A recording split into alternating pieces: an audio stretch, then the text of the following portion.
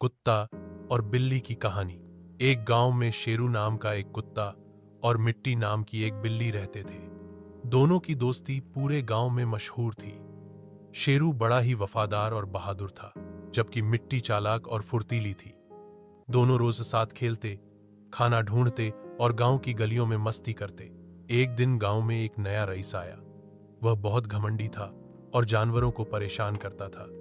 उसने शेरू और मिट्टी को देखकर कहा, तुम दोनों निकम्मे हो। कुत्ता सिर्फ भौंक सकता है और बिल्ली सिर्फ दूध पी सकती है। यह सुनकर दोनों को बहुत बुरा लगा। मिट्टी ने शेरू से कहा, हमें उसे गलत साबित करना होगा। हमें मिलकर कुछ ऐसा करना होगा जिससे वह समझे कि हम भी काम के हैं। शेरू ने हामी भरी। अगले दिन रईस के घर में चूहों का झुंड आ गया। वे उसके अनाज के बोरे कुतरने लगे। रईस परेशान हो गया और सोचने लगा कि अब क्या किया जाए। तभी मिट्टी ने मौका देखा। वह चुपके से रईस के घर में घुसी और सभी चूहों को पकड़ पकड़ कर बाहर फेंक दिया। रईस ने देखा तो हैरान रह गया। उसी रात गांव में कुछ चोर आ गए। वे रईस के घर का ताला तोड़ने लगे।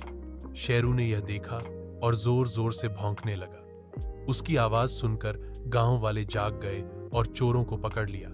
रईस को अपनी गलती का एहसास हुआ। सुबह उसने शेरू और मिट्टी को बुलाया और कहा, मैंने तुम दोनों को कम आंका था। तुमने मेरी मदद करके साबित कर दिया कि हर किसी की अपनी ताकत होती है। शेरू और मिट्टी ने मुस्कुराते हुए कहा, हर जीव की काबिलियत अलग होती है। हमें कभी भी किसी को छोटा नहीं समझना चाहिए। उस दिन के बाद रईस ने दोनों की खूब देखभाल की और गांव वाले भी उनसे और प्यार करने लगे।